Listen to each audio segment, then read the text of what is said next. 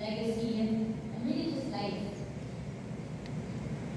The questions in my mind were saying, paano ko ba posisigurado na mabubuhay ako ng tama?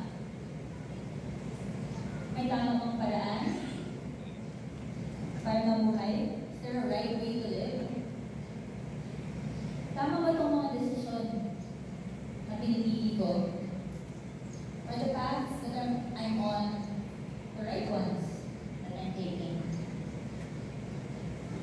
What is my purpose in life? And what can I do to make sure that everything that I want to happen will happen? And I'm sure as you will enter and transition to the same chapter, you've asked these questions in your journey in some shape or form. Maybe to yourself, to your parents, to God. And I want you to know that it's okay to ask these questions. And that is my first lesson for you all today, my first of two. That it is a gift to reflect. And our Miriam education always invites us to reflect and to ponder and to discern, to sit with ourselves. Always. That one I'm absolutely sure of.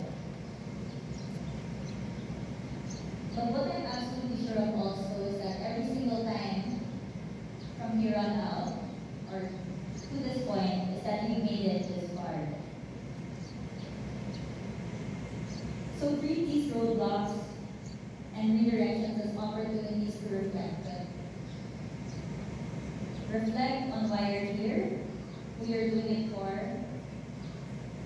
and who are the people around you always helping you move forward in your highest of highs and also at the rock bottom.